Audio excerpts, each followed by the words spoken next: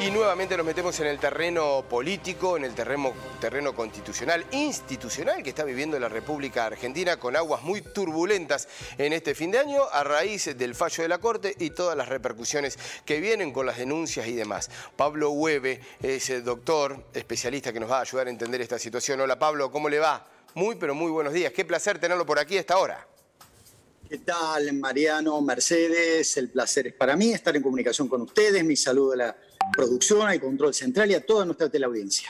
Bueno, qué difícil de... A ver, no es difícil, pero qué interdisciplinario, multifacético, si se quiere, lo que ha sucedido en los últimos días con el fallo de la Corte, ¿no? ¿Por dónde empezar?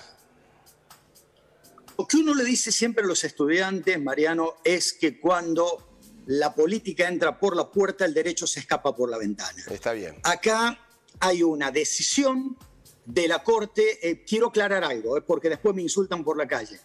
Yo no confío en esta Corte Suprema. Esta Corte Suprema tiene una clara militancia política. Esta Corte Suprema machista que no admite una integrante femenina porque sus aliados políticos no quieren designar a una ministra de la Corte.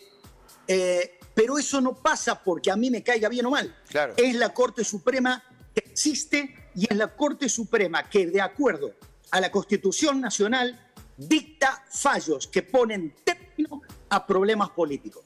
Hagamos una breve síntesis. Durante los primeros meses de Alberto Fernández, el entonces ministro Guzmán, en una decisión con la que se puede o no estar de acuerdo, decidió desandar el camino que el entonces presidente Mauricio Macri había tomado de darle un plus de coparticipación federal a la ciudad de Buenos Aires.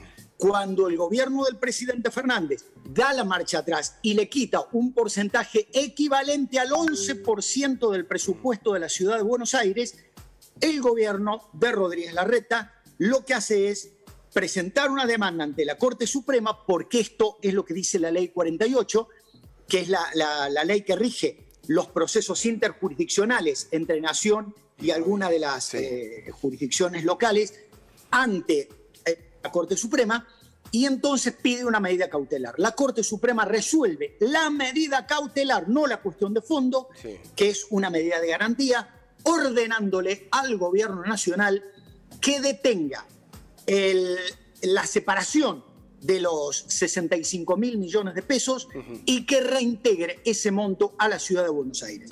Hasta acá el fallo. ¿Qué resuelve el gobierno del presidente Alberto Fernández? En una decisión cuanto menos discutible. Yo quiero entender, Mariano, la bronca que pueden tener los amigos kirchneristas y los amigos oficialistas.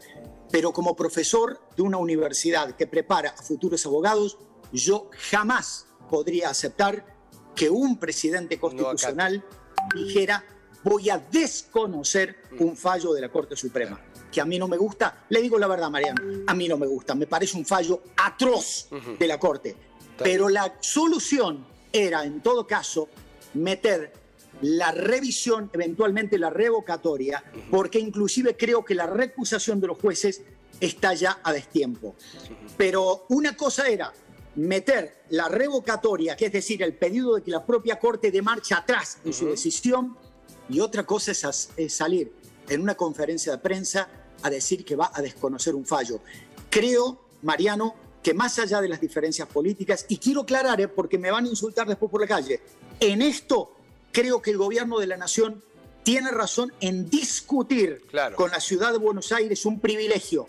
Pero cuidado, Mariano, discutir un privilegio no habilita a violar la Constitución. Exactamente. Bueno, claro, que son temas de forma, ¿no? Que aquí es lo que usted está expresando. Y me quedo con esa primera reflexión, ¿no? El ingreso de la política y cómo se escapa la justicia por allí, por la ventana, que me parece que es claramente.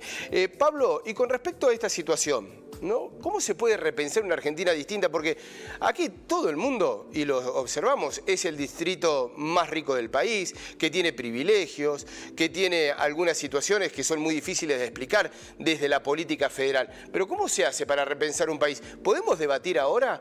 ¿Es un momento en donde los gobernadores pueden debatir de fondo?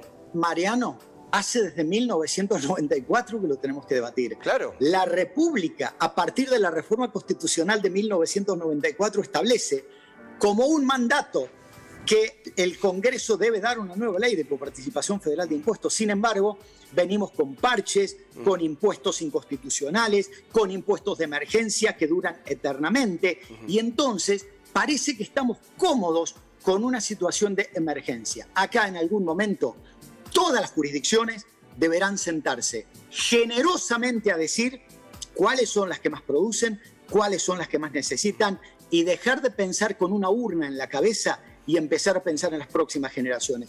Tal vez sea demasiado pedir, pero ¿sabe qué? Yo todavía sueño con que la palabra república no sea utilizada solamente con bocinazos de 4x4 en las plazas, sino por una población que quiera para nuestros hijos lo mejor. Y hoy por hoy no se está pensando eso. Y otra palabra que está muy tironeada, como para ponerlo en metáfora, es el federalismo, Pablo, porque los dos se aferran del federalismo. Digo, los dos sectores, ¿no? En este caso, lo del Frente de Todos, lo de Juntos por el Cambio. Los dos se pronuncian como federales, pero sin embargo vemos que en la práctica, por ahí cuando les toca actuar, quedan muy de costado, ¿no? Mire, Mariano, usted ha tocado el tema más neurálgico. Yo no puedo creerle a Juntos por el Cambio cuando hablan de federalismo, porque el federalismo es sostener a Larreta y eventualmente a la provincia de Buenos Aires. Y yo no puedo creerle al Frente de Todos cuando me hablan de federalismo, un federalismo que desde la Casa Rosada únicamente habla de pedirle sacrificios a las provincias para pagar deudas contraídas por el gobierno central. Pablo, ha sido muy claro. Muchísimas gracias como siempre, ¿eh? Un fuerte abrazo y que tenga felices fiestas, si no lo vemos. Ojalá para ustedes también y que, como alguien alguna vez dijo, ojalá que podamos ver el sol nacer en este país. Abrazo. Okay.